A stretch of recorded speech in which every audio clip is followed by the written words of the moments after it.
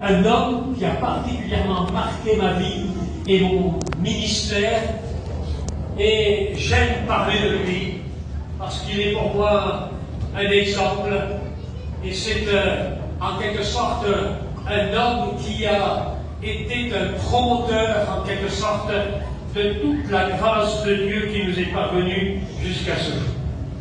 Et j'aimerais vous parler de la grandeur de Jean-Baptiste. La grandeur de Jean-Baptiste. Si je dis la grandeur de Jean-Baptiste, ce n'est pas parce que j'ai eu une révélation, mais c'est parce que Jésus le dit. Jésus le dit. Et nous pouvons lire un texte, si vous voulez bien, dans l'évangile de Matthieu au chapitre 11, pour ceux qui ont leur Bible, et je sais que vous êtes des Béréens qui aimez la parole. Chapitre 11 de Matthieu et au verset 7. Comme il s'en allait, Jésus se mit à dire à la foule au sujet de Jean: mais qu'êtes-vous allé voir au désert? Un roseau agité par le vent? Mais qu'êtes-vous donc allé voir? Un homme vêtu d'habits précieux? Voici ceux qui portent des habits précieux sont dans les maisons des rois. Mais qu'êtes-vous donc allé voir? Un prophète? Oui, vous dis-je, et plus qu'un prophète, car c'est celui dont il est écrit: voici, j'envoie mon messager devant ta face pour préparer ton chemin devant toi. Je vous le dis, parmi ceux qui sont nés de femmes, il n'en est point paru de plus grand que Jean-Baptiste. C'est pas moi qui le dis, c'est Jésus. Amen. Il n'en est pas paru de plus grand que Jean-Baptiste. Et j'aimerais que nous puissions ce soir parler de la grandeur de Jean-Baptiste. La grandeur de Jean-Baptiste. Jésus dit: qu'êtes-vous allé voir? Qu'est-ce que vous êtes venu voir ce soir? Un roseau agité par le vent? Une réunion avec un peu d'excitation et d'émotion? Non. Voir un homme en habit précieux, un personnage important, une star évangélique? Non. Non. Vous êtes ici pour le Seigneur. Est-ce que vous comprenez ce que je veux dire? Aujourd'hui, les gens courent après les stars évangéliques, courent après les vedettes, ceux qui sont sur Internet et qui flashent, et qui font des grandes foules, et qui prêchent un petit peu n'importe quoi. Non. Non, nous voulons écouter la parole de Dieu, c'est ce qui compte, et c'est ce qui est bon pour nous. Est-ce que vous comprenez cela? Qu'êtes-vous allé voir? Les hommes en habits précieux, et ceux qui ont de la renommée, eh bien on les connaît, on sait qui sont.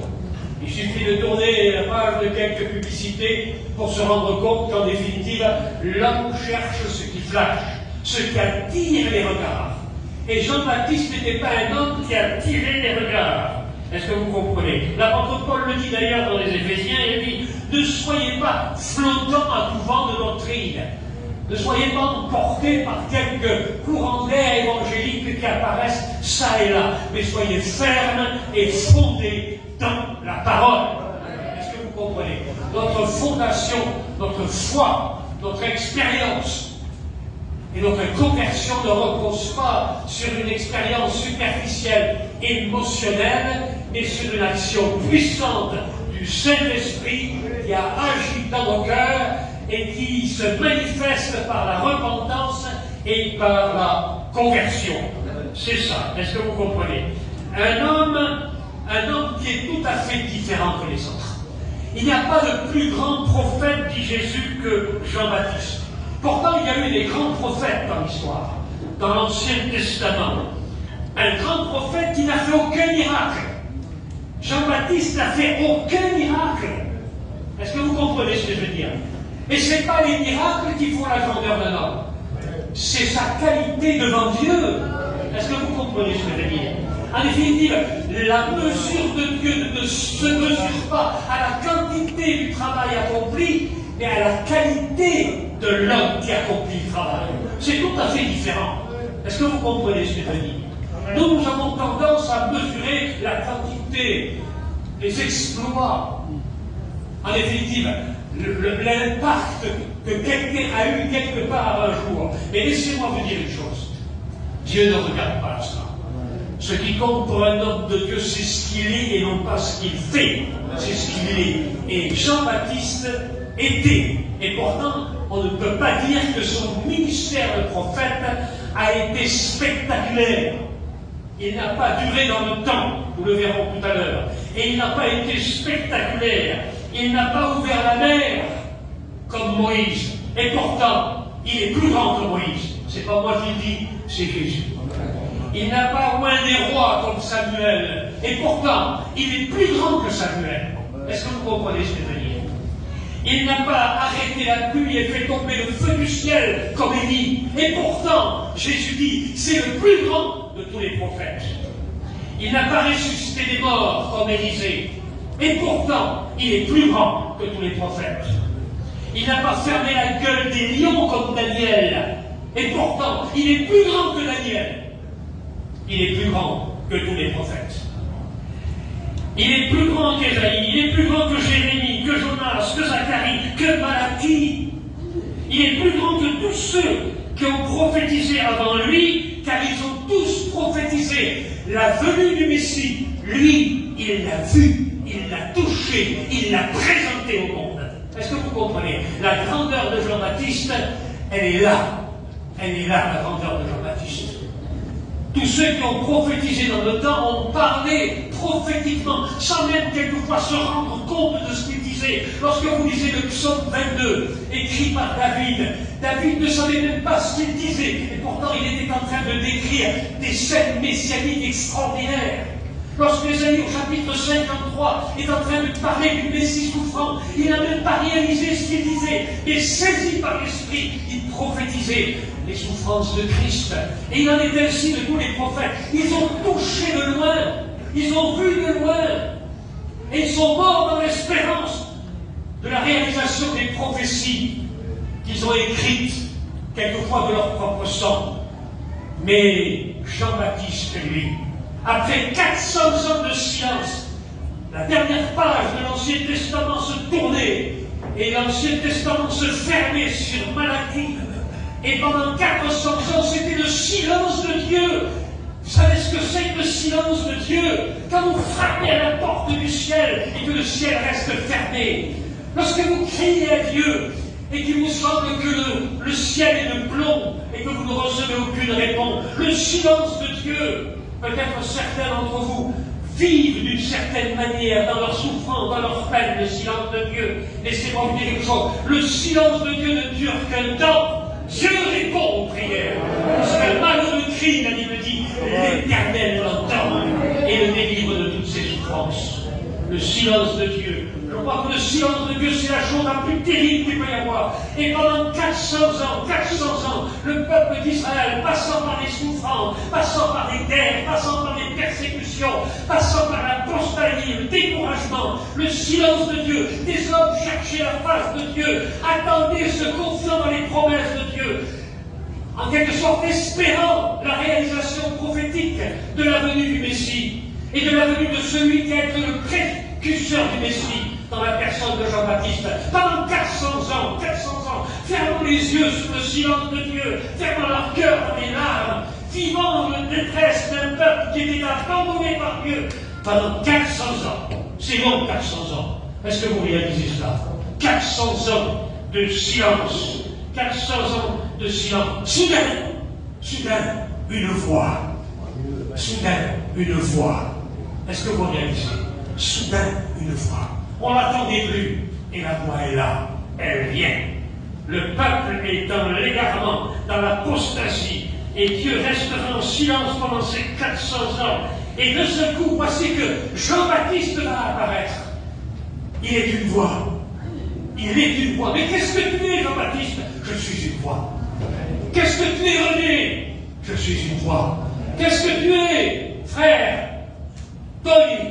Je suis une voix. Nous ne sommes que des voix. Une voix, on ne le regarde pas, une voix. On l'écoute, la voix. On regarde trop aux hommes. Et on oublie d'écouter la voix. Un serviteur de Dieu n'est pas un homme qui doit paraître et qui doit, en quelque sorte, imposer par sa présence. Ce qui compte chez un serviteur de Dieu, c'est la voix. Est-ce que vous comprenez ce qui se passe? Exactement comme du temps d'Ézéchiel. Du temps d'Ézéchiel. C'était une voix. Tous les prophètes ont été des voix qui annonçaient des malheurs, des voix qui annonçaient des jugements de Dieu. Mais c'était des voix. Et il faut écouter les voix de Dieu. Il faut écouter ceux qui prêchent la parole de Dieu, ceux qui prêchent la vérité, ceux qui prêchent la repentance, comme Jean-Baptiste l'a fait. Est-ce que vous comprenez ce que je veux dire? N'ayez pas peur de prêcher la repentance. On n'entend pas assez prêcher la repentance dans nos églises. Même dans les églises où il y a des chrétiens convertis depuis de nombreuses années, on a besoin d'entendre la repentance. Non pas seulement les convertis, mais nous, chaque jour, ça fait 63 ans que je connais le Seigneur. Laissez-moi vous dire une chose, je suis toujours brisé par la repentance, je suis toujours à genoux, je suis cassé par la repentance, et j'ai besoin de me repentir tous les jours. Tous les jours. Tous les jours. J'ai besoin de remettre en question ma vie. J'ai besoin de faire le point. J'ai besoin de mettre le compteur à zéro. Et quand je mets les compteurs à zéro, et quand je fais le point sur ma vie, alors je me mets à genoux, je pleure, et je suis imprégné d'un esprit de repentance. Est-ce que vous comprenez cela? Une voix. C'était une voix. Et oui, il est une voix. On ne regarde pas une voix, j'ai noté, mais on l'écoute. On l'écoute. Ne regardez pas sur moi, écoutez la voix. C'est important. Et oui, il est une voix qui redonne l'espoir au peuple. Cette voix qui est arrivée, ce ministère, cette voix qui a annoncé les oracles de Dieu et la venue du Messie, elle redonne espoir au peuple. Est-ce que vous comprenez ce que je veux dire? Il faut que notre voix, en tant que serviteur de Dieu, redonne l'espoir au peuple. On n'est pas là pour les accabler, on n'est pas là pour les sanctionner, on n'est pas là pour les écraser. On peut leur dénoncer éventuellement le péché, les amener à la repentance, mais toujours un mot d'espoir, toujours le remède qui refait démarrer l'Église et qui refait démarrer les chrétiens. C'est important. Est-ce que vous comprenez ce que je veux dire? C'est important. Eh oui, trop de gens regardent la voix. Un peuple et une nation, semblable à Ézéchiel au chapitre 37. Vous connaissez ce récit où le prophète est appelé à se rendre dans une vallée d'ossements desséchés. Des ossements desséchés, des tibias, des crânes, des péronnées, des colonnes vertébrales qui se trimballent partout dans cette vallée d'ossements desséchés. On n'est même pas capable de reconnaître les cadavres. Et voici que Dieu s'adresse à son prophète. Il dit, Jérémie, tu crois que ces ossements peuvent revivre? Alors lui, il est là, mais tu sais quoi, Seigneur? Tu connais, je ne sais pas, moi, je peux pas, ça paraît complètement illogique, c'est impossible, regarde dans l'état qu'ils sont, tu sais quoi, Seigneur? Oui. Et l'Éternel lui dit, parle. Vous savez, le mot employé par parle, vous savez ce que c'est? Proclame. Prêche, annonce, proclame. La proclamation, c'est plus que parler la proclamation. C'est annoncer les oracles de Dieu. C'est être animé de l'autorité de Dieu. Quand on proclame quelque chose, c'est qu'en définitive, on a un message du roi pour le peuple. C'est ça la proclamation. Est-ce que vous comprenez? Proclame, prêche, annonce. Et voici que notre pauvre prophète va commencer à parler. Il va annoncer les oracles de Dieu. Et puis d'un seul coup, les eaux se mettent en mouvement. Ah, quelle femme, quelle peur. Moi, je m'en vais en droit. Les eaux commencent à se rassembler les uns à côté des autres. Les tibias, les péronnées, les colonnes vertébrales, les crânes qui se mettent à rouler. Et d'un seul coup, ce sont tous les cadavres qui sont formés, rassemblés autour de ces eaux, rassemblés là. Mais c'est pas possible, c'est pas possible. Et puis d'un seul coup, la chair commence à pousser, les nerfs commencent à pousser. Et puis à un moment donné, il y a un souffle de Dieu qui vient et qui les ranime et qui leur redonne la vie. Et ils se lèvent comme une armée puissante. C'est ça le réveil. Est-ce que vous comprenez ce que je veux dire? C'est quand on proclame l'évangile, quand on proclame la vie, quand on proclame la résurrection, quand on proclame la puissance du Verbe de Dieu. Laissez-moi vous dire quelque chose. Alors les eaux commencent à se rassembler, ça commence à bouger, ça craque, ça commence à se mettre ensemble. Et d'un seul coup, ils se lèvent comme une armée puissante. Mais c'est ça le réveil. Est-ce que vous croyez ça? C'est ça le réveil. C'est ça le réveil. Et le peuple était comme ces eaux desséchées pendant 400 ans. Pendant 400 ans. Mais la voix de Jean-Baptiste a proclamé le message de Dieu.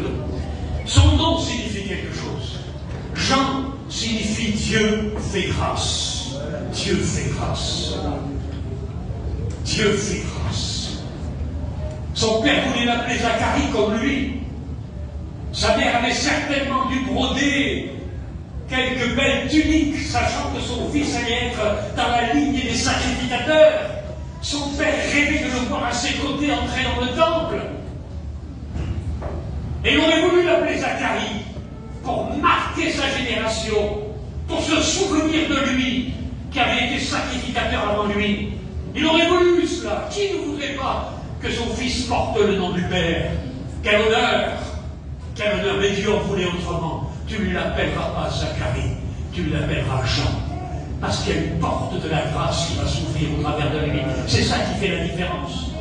Zacharie, tu peux l'appeler Zacharie, il n'y a pas de problème. Son nom signifie quelque chose à Zacharie. Mais laissez-moi vous dire une chose. Jean signifie une grâce qui s'ouvre.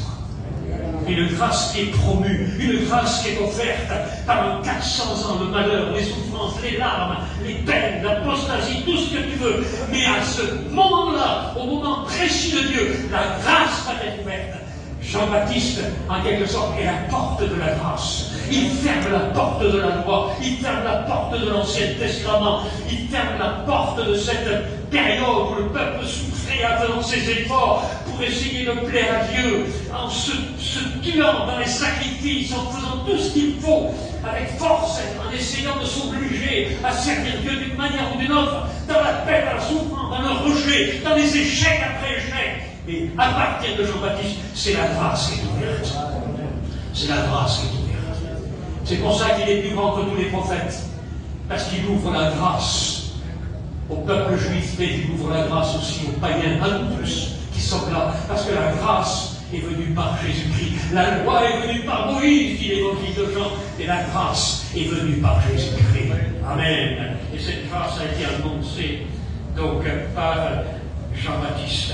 C'est vrai que quand on devait poser la question à Zacharie, où est ton fils, Zacharie? Mais où est ton fils, ton unique? C'est déjà un miracle que tu aies un fils. Imagine-toi, Zacharie, pendant combien de temps ta femme qui était stérile, elle a attendu d'avoir cette bénédiction de pouvoir percer un enfant dans ses bras. Mais où est ton fils? Où est ton fils? Élisabeth, pour l'appeler la stérile, avec mépris. Oh, c'est la stérile. Regardez là. Elle passait la terre. Comment elle s'appelle? La stérile. C'était un terme de mépris. On méprisait. C'était gros. C'était l'opprobre pour elle. Mais Dieu l'a guérie de l'opprobre, l'a sauvée de l'opprobre, l'a levée de l'opprobre. Parce que le Seigneur que nous avons est un Dieu qui sauve de la honte, qui sauve de l'opprobre, du péché et de la misère, et qui donne la vie. Alléluia. Est-ce que vous comprenez cela? C'est important. Oui.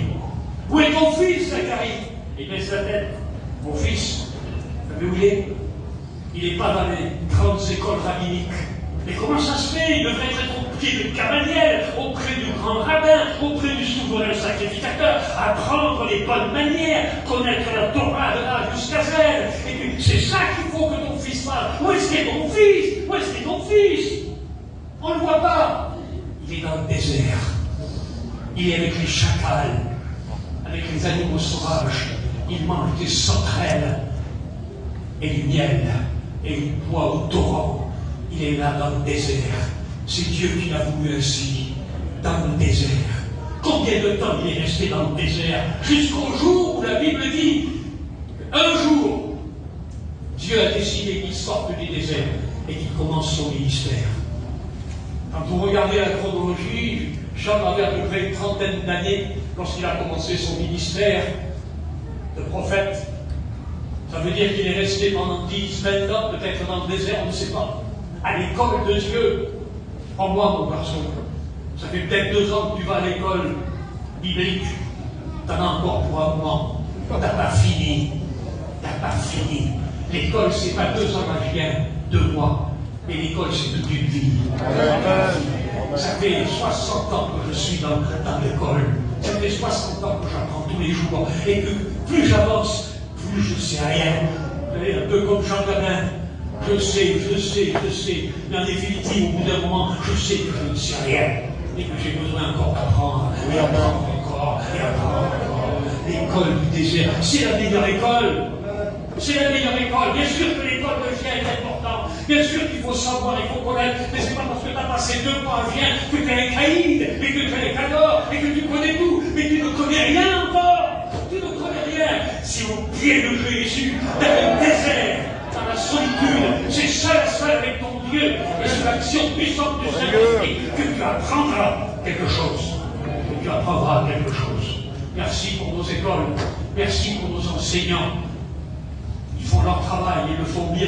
Et béni soit Dieu de ce que, grâce à eux, notre mission tient le coup par rapport à la doctrine et n'est pas trop ébranlée par tout ce qui se dit, tout ce qui se fait aujourd'hui dans les milieux évangéliques. Parce que laissez-moi dire une chose, le mot évangélique n'est plus une garantie.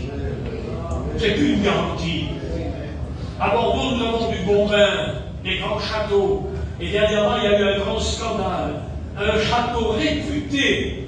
Il a acheté son vin dans le Languedoc-Roussillon et par camion entier, par citerne entière, il l'a amené là-bas à Saint-Émilion et avec ça il faisait du Saint-Émilion. Il n'y a plus de garantie. Mais laissez-moi vous dire une chose, aujourd'hui, le mot évangélique n'est plus une garantie. C'est une garantie, c'est la parole.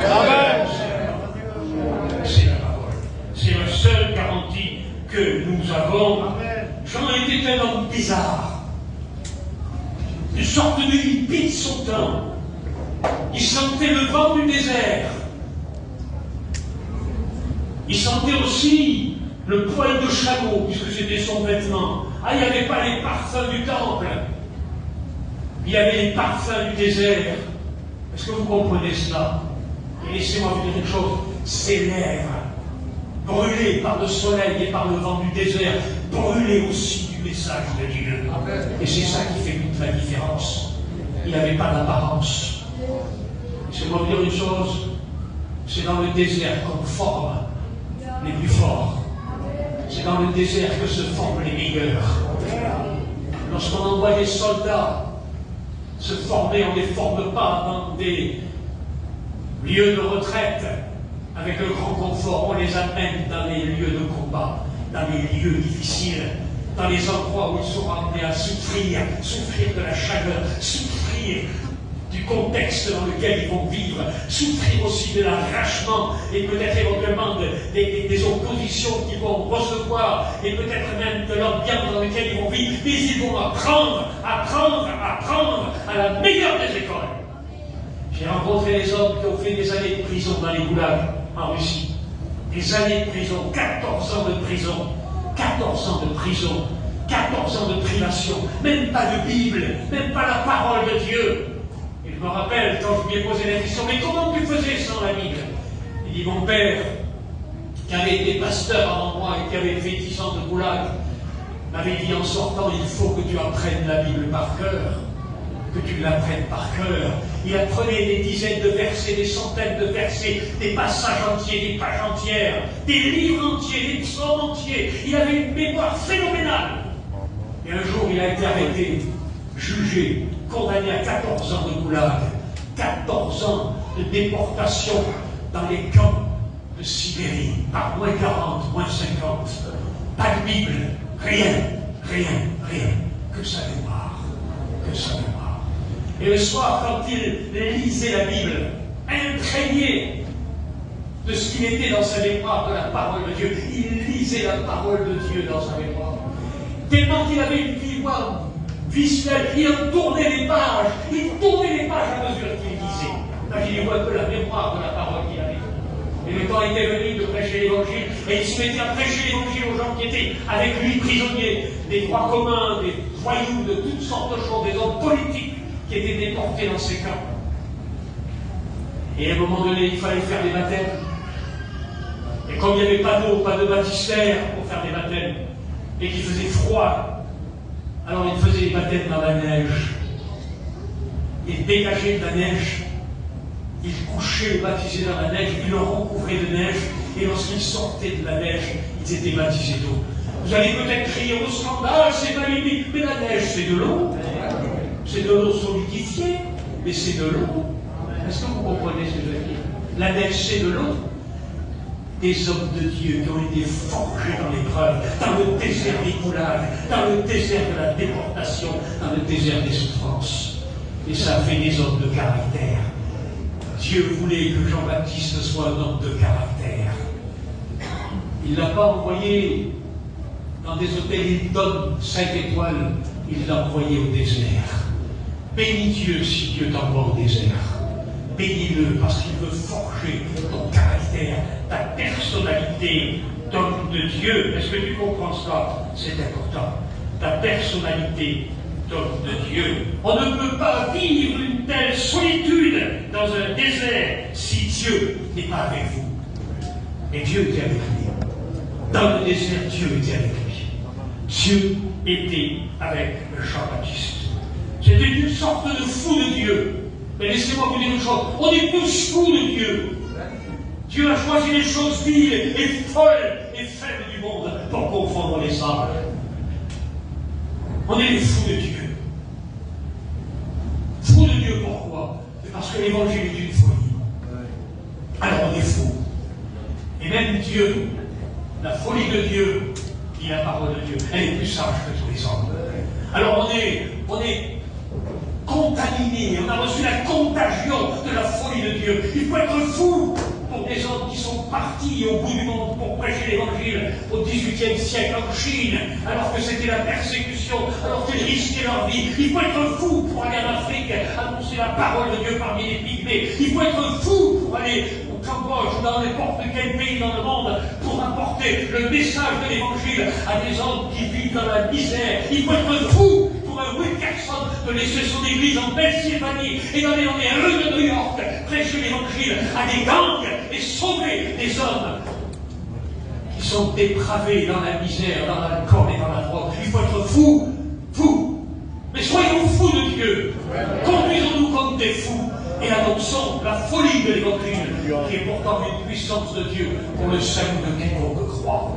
Si toi tu ne veux pas te faire passer pour un fou, c'est que ton évangile, c'est un évangile à l'eau de rose, c'est un évangile à la facilité, c'est un évangile dans du coton, c'est un évangile dans de la crème anglaise.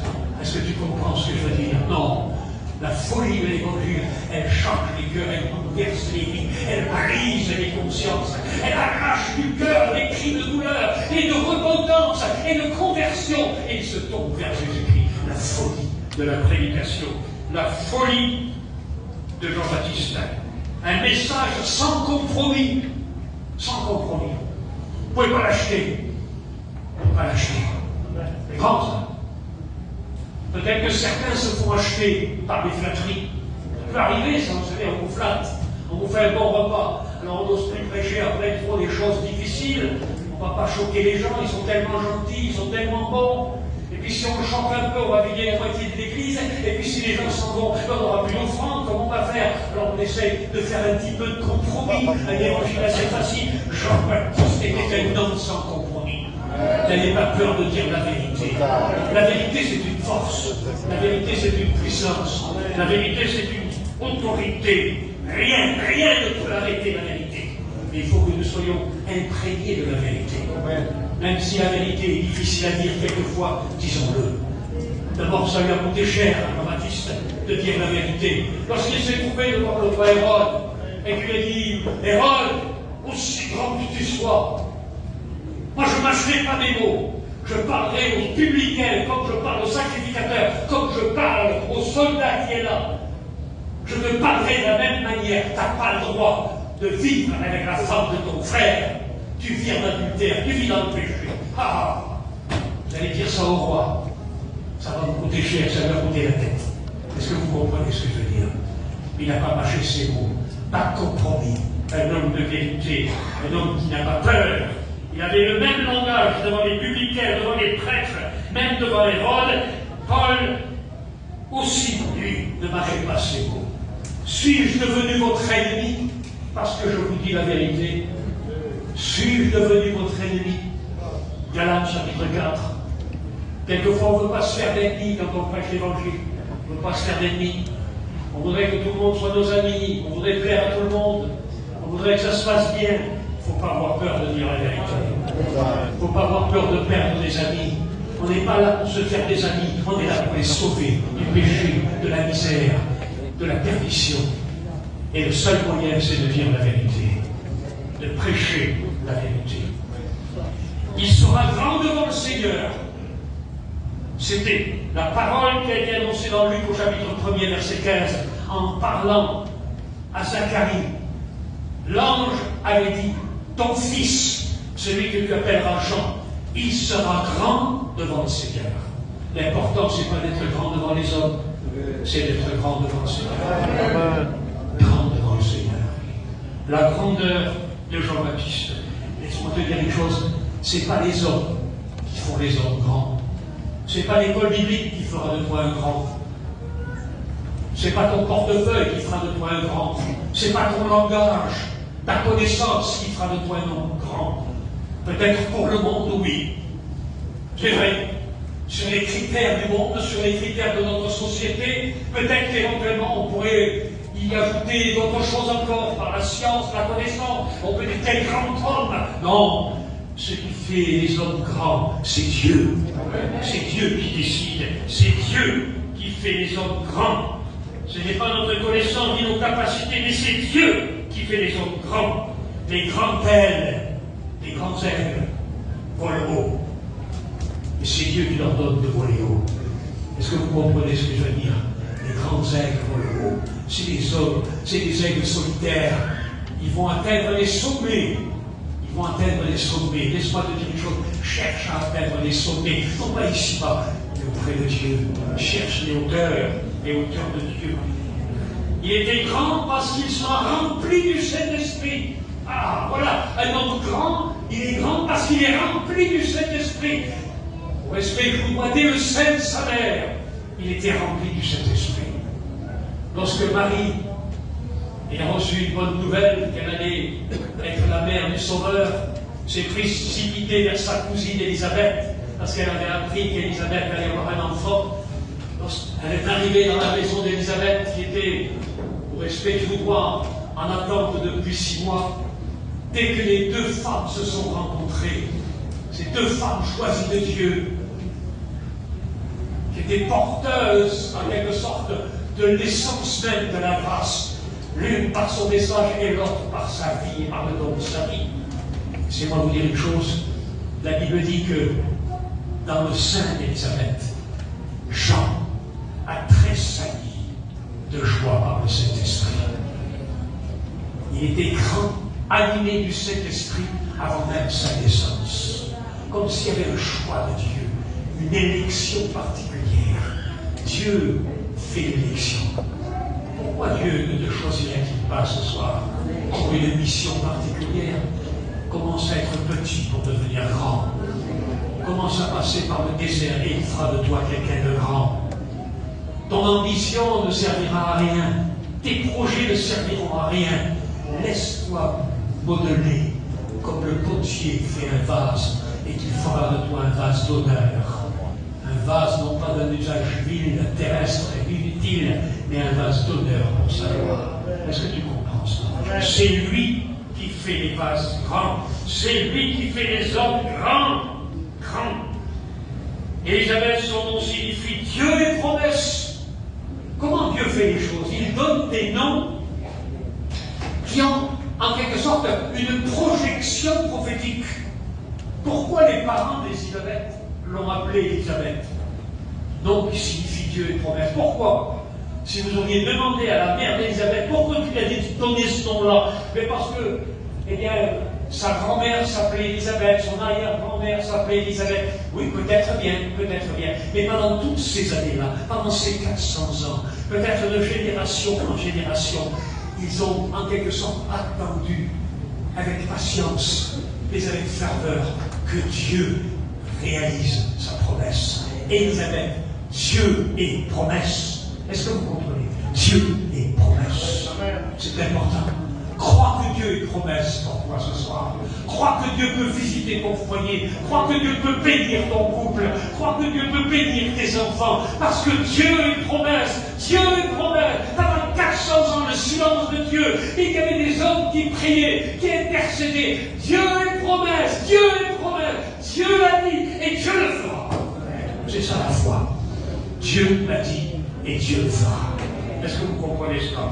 Dieu est promesse. Il était grand, Jean-Baptiste, par sa fidélité. La fidélité, c'est important, la fidélité. Jean-Baptiste était grand par sa fidélité. Je crois que ce qui plaît à Dieu le plus, ce n'est pas les œuvres que nous accomplissons. Ce n'est pas les kilomètres que je fais pour aller en Russie. Ce n'est pas éventuellement les larmes qui coulent de mes yeux, ou les efforts que je fais, ou la fatigue que j'ai quelquefois, ou peut-être éventuellement les missions qui se font d'un côté et de l'autre. C'est pas ça, c'est pas ça, c'est pas ça. Ce qui compte, c'est la fidélité. La fidélité. Dieu tape sur l'épaule de son serviteur et lui dit, c'est bien, viens. J'ai fait le calcul, t'as été là-bas, t'as fait ça, t'as été comme ça, ceci, cela, t'as servi pendant 60 ans, blablabla, dis donc, j'en ai toute une liste avec. Je t'applaudis, non. Savez-vous ce que dit le Seigneur? Il prend par le cou son serviteur et il dit, viens, bon et fidèle serviteur. Ça suffit. Que tu fasses beaucoup, que tu fasses peu, que tu peux appeler à faire beaucoup ou à faire peu, sois fidèle. C'est ce qui compte aux yeux de Dieu. La fidélité. Et Jean-Baptiste était un homme fidèle, une patience exceptionnelle. La grandeur de Jean-Baptiste, mais c'était sa patience. Pendant de longues années de préparation à l'école de Dieu, je le répète, mais quelle patience!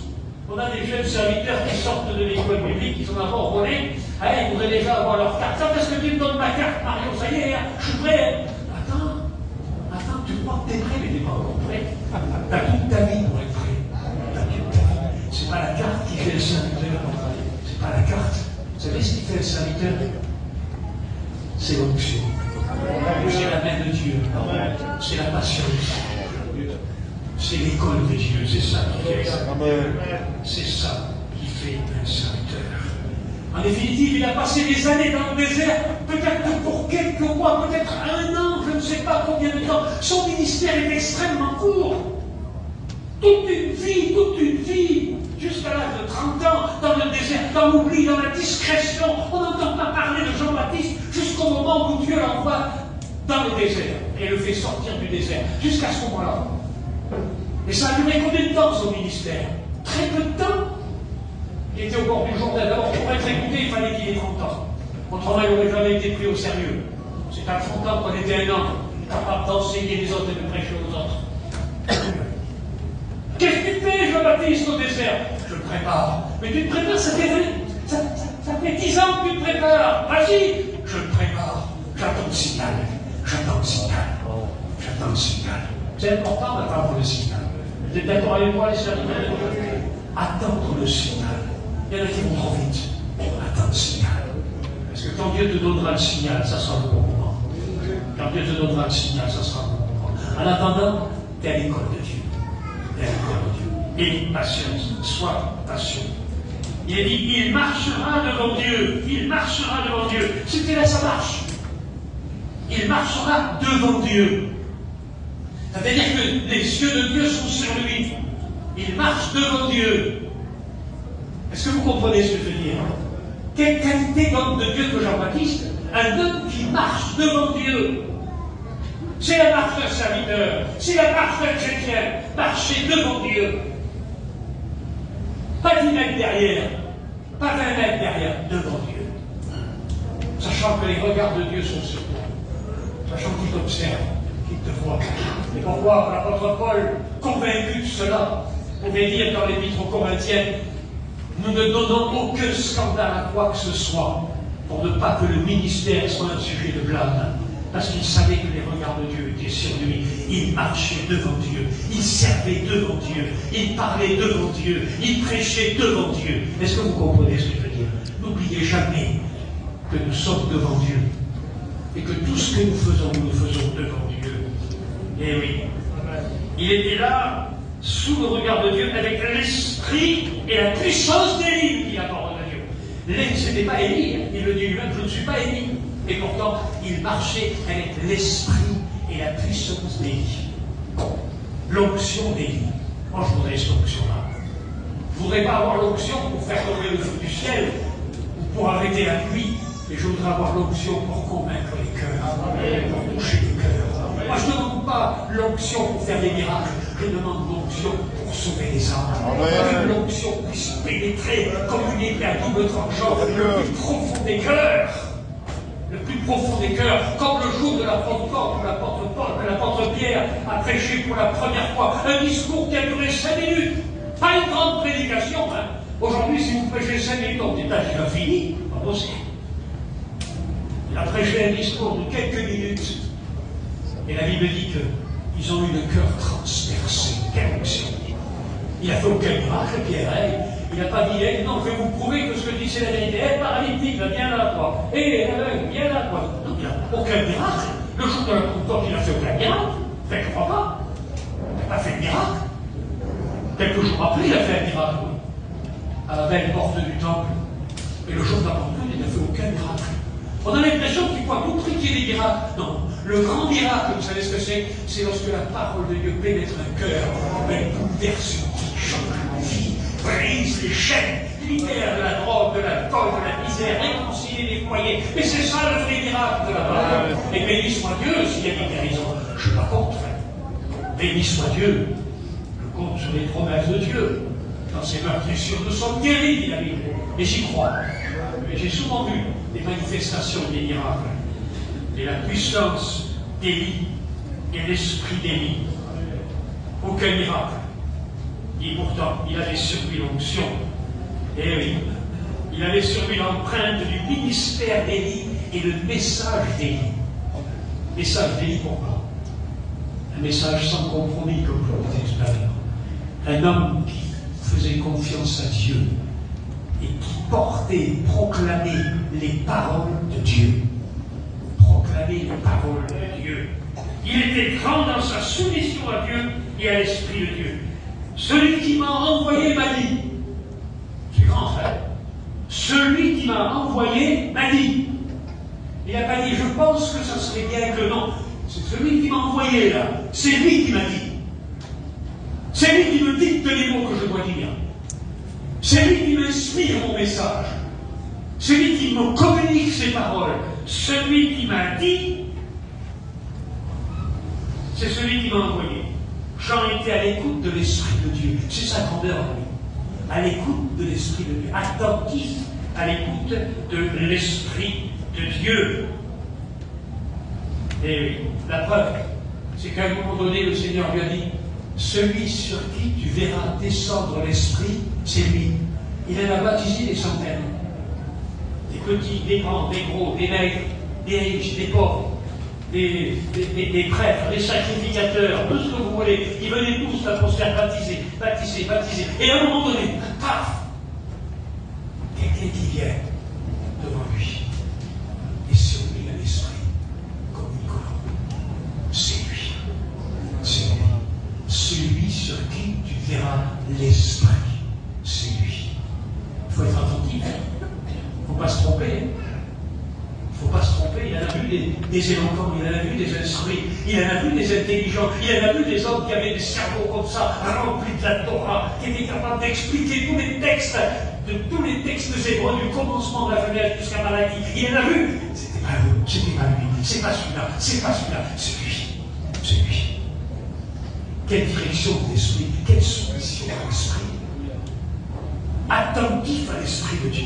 On a besoin d'hommes qui soient attentifs à l'esprit de Dieu aujourd'hui. D'hommes sensibles à l'esprit. C'est pas évident ça. Sensibles à l'esprit. Savoir discerner avec l'esprit de Dieu la qualité de celui-ci, la qualité de celui-là, discerner les esprits en quelque sorte, comme nous rappelle l'apôtre Paul. Savoir discerner. Il était grand dans sa révélation. Révélation du Fils. Du Fils qui s'est présenté devant lui.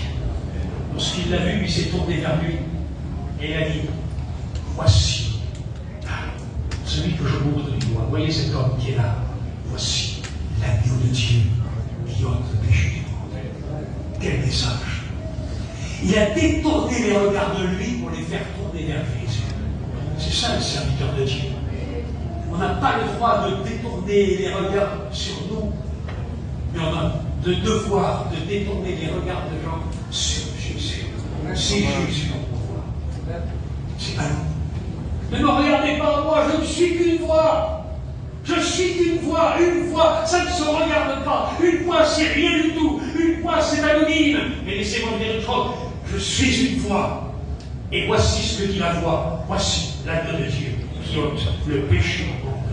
Il a tourné la page de l'Ancien Testament pour ouvrir la page de la grâce. Quel ministère! C'est pour ça que c'est le plus grand. C'est pour ça que c'est le plus grand. Il a tourné la page. Il était grand dans son humilité. Grand dans son humilité. C'est pas évident, hein? Lorsque vous avez quelques disciples autour de vous, et que vous dites, voici l'agneau de Dieu, puis que les disciples vous regardent et disent, c'est pas toi alors? Non, c'est pas moi, c'est lui. Ah bon? Allez, ciao. Ils ont pris Jésus. C'est dans le cœur, ça. Mais où est-ce que vous allez, les gars, là? Vous n'allez pas me laisser tomber. Moi, je suis quand même votre enseignant, je suis quand même pas n'importe qui, je suis votre pasteur. Non. L'humilité de Jean-Baptiste, c'est pas moi, c'est lui. Suivez-moi lui, ne suivez pas moi, suivez ma vie. Il faut accepter ça. Il y a des gens qui n'acceptent pas ça. Ils n'aiment pas qu'on prenne leur place. Hein. Ou ils n'aiment pas qu'on les abandonne pour un autre. Hein. Moi j'ai vu ça. J'ai vu, quand je travaillais en Russie, je me suis rendu compte qu'en définitive, celui que j'ai formé, celui que j'ai pris dans mes mains, il prenait une importance extraordinaire. Il devenait l'homme de la situation. Il devenait l'homme loin de Dieu. L'homme qui prenait en charge l'œuvre là-bas. Et je me suis réjoui. J'ai dit, vas-y. Allez, quitte le travail. Prends le travail en main. Vas-y, c'est ton œuvre, c'est ton pays, c'est ton peuple. Prends le travail. Moi, je suis derrière, je serai avec toi. Je suis à tes côtés. T'inquiète pas. Tant que je vivrai, je serai avec toi. Vous comprenez la différence? Il y a des gens qui n'aiment pas se faire marcher sur les pieds. Il y a des gens comme ça qui n'aiment pas se faire marcher sur les pieds. C'est moi le patron, hein. Attention, hein. Il y en a des petits patrons comme ça dans les églises. Mais pas les patrons, c'est lui le patron. C'est lui le patron. Quelle humilité, il était grand. À un moment donné, il a même dit, il faut qu'il croisse, il faut qu'il grandisse, et que moi je diminue. Et au point de diminuer, de disparaître, que je diminue et que je disparaisse. La grandeur de Jean-Baptiste, c'est son humilité. Il était grand dans l'humilité. Est-ce que vous comprenez ça? Eh oui.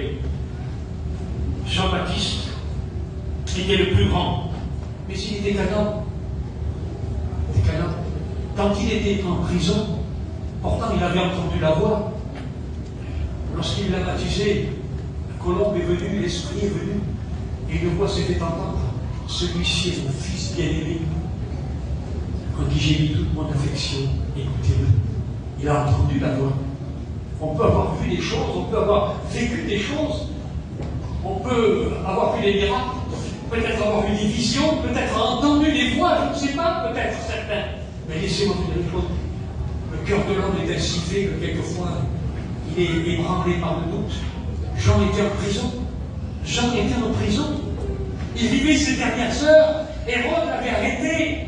Il n'était pas encore décapité parce que la fête n'avait pas commencé dans le palais d'Hérode où Hérodias attendait le moment favorable pour faire décapiter celui qui les gênait, celui qui troublait leur conscience. Et la meilleure des façons pour éviter que notre conscience se trouble, c'était de détruire l'accusateur. Il fallait couper la tête à celui qui accusait, à celui qui pointait du doigt notre conscience, à celui qui dérangeait la conscience d'Hérode et de son épouse. Est-ce que vous comprenez ce que je dis? Alors il était en prison, mais c'est bien douté. Il a appelé ses disciples et dit, vous savez ce que vous allez faire? Vous allez aller voir Jésus. Et vous allez lui demander, es-tu celui qui doit venir? Es-tu celui qu'on attend? Est-ce que c'est bien toi? Et quelle a été la réponse? Les aveugles voient, les sourds entendent, et une année de grâce est apportée au peuple. L'amour, la paix, la joie. Simplement, les œuvres de Dieu prouvent que c'est la vérité.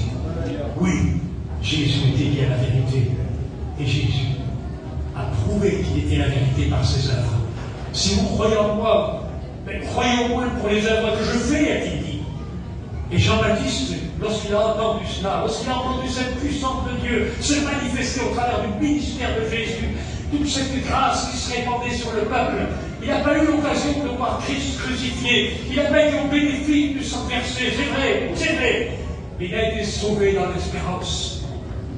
comme beaucoup d'ailleurs, comme Siméon. Lorsque dans le temple, l'enfant Jésus est né et qu'il était au moment d'être présenté, il a pris cet enfant dans les bras. Mes yeux ont vu ton salut. Il a été sauveur d'espérance. Nancy, qui a été dans le temple à ce moment-là, elle a été sauveur d'espérance. Elle a touché le Messie. Même s'il n'avait pas été encore crucifié, elle avait touché le Messie. Ce soir, tu peux toucher le Messie et être sauvé. Béni la part du Seigneur. Est-ce que vous comprenez cela? Eh oui. Jésus le rassure. Les aveugles voient. Les moyens de marche. Et la bonne nouvelle est annoncée aux pauvres. Ce Christ-là n'était pas celui qu'ils attendaient. Mais lui, Jean-Baptiste, a compris que c'était lui. C'était lui. C'était lui. Jean-Baptiste était le plus grand. Et laissez-moi vous dire une chose. Il y a un mot d'espérance extraordinaire dans ce que dit Jésus. Regardez le texte continu que nous avons lu tout à l'heure. Regardez ce qu'il dit. Jean-Baptiste était le plus grand que tous les prophètes. Cependant, Jésus souligne, le plus petit dans le royaume des cieux. S'y aurait-il des petits parmi nous? Je ne sais pas, je n'ai pas à juger. Mais le plus petit parmi nous, le plus faible, le petit jeune converti, qui juste a levé la main hier, et qui a donné son cœur au Seigneur, il a 14, 15 ans, j'en sais rien, le plus petit parmi nous. Moi, je voudrais être le plus petit. Le plus petit, je voudrais être parmi nous ce soir. Et regardez ce qu'il dit. Mais le plus petit parmi vous, dans le royaume des cieux, est plus grand que lui. Pas possible, Seigneur. Je serai plus grand que Jean-Baptiste. Tu serais plus grand que Jean-Baptiste. Mon frère, t'es plus grand que Jean-Baptiste. Dave, t'es plus grand que Jean-Baptiste. Aussi. Vous avez vu la stature d'homme dont on a parlé tout à l'heure? Mais il y en a pas un qui soit à la hauteur de Jean-Baptiste. Il y en a pas un qui soit comme Jean-Baptiste. Un ministère court, des années dans le désert, un homme qui sacrifie sa vie, qui mange des sauterelles et du bière sauvage, qui est battu par le vent du désert, vêtu de poils de chameau. Mais c'est pas possible, tu ne peux pas être plus grand que lui. Si, tu es plus grand que lui. Et c'est pourquoi? Mais parce que Jean-Baptiste, c'est l'ami de l'époux. Et toi, tu es l'épouse. Et laisse-moi te dire une chose. L'époux ne va pas vivre sa vie avec ses amis, il va vivre avec son épouse. C'est toute la différence. Jean-Baptiste, c'est l'ami de l'époux. Il a sa place. Il dit qu'il se réjouit. Il se réjouit. Il se réjouit de voir l'époux se réjouir. Il se réjouit, il sera aux noces. Comme invité de choix aux noces de l'agneau. Mais l'époux ne se marie pas avec ses copains. Il se marie avec son épouse, avec sa fiancée. Et il vient chercher non pas les copains, il vient chercher son épouse. Pour nous amener jusqu'au ciel, pour les noces de l'agneau, où nous serons réunis avec lui et avec les grands. Nous serons avec les grands, avec les prophètes, avec tous ceux qui nous ont devancés, nos amis, nos frères, nos sœurs, avec tous les héros de la foi, tous les hommes de l'Ancien Testament qui ont prophétisé le Messie, mais qu'en définitive ont salué de loin. Et laissez-moi vous dire une chose, nous serons l'épouse. Il prendra par le bras, je l'imagine, on prend son épouse par le bras, il la prend par le cou, il la présente à son père, et son père nous prépare. Viens mon fils, présente-moi ta fiancée, que je la vois, que je la regarde. Elle est belle, elle est pure, sans tache, vide, et rien de semblable. Elle est sainte, c'est ce que nous devons être. C'est pourquoi cette église-là, cette épouse-là, elle est plus grande que Jean-Baptiste. Voilà le message que je voulais partager avec vous. Amen. Amen. Qui je pense est important. Et qui nous amène à réfléchir sur notre position de serviteur de Dieu. Comme je le disais tout à l'heure, ne cherchons pas à épater les autres, à paraître devant les autres. Mais dans la fidélité, dans l'humilité, soyons ce que Dieu veut que nous soyons. On ne mesure pas la qualité d'un homme par le résultat de son travail, mais par la fidélité avec laquelle il a donné sa vie.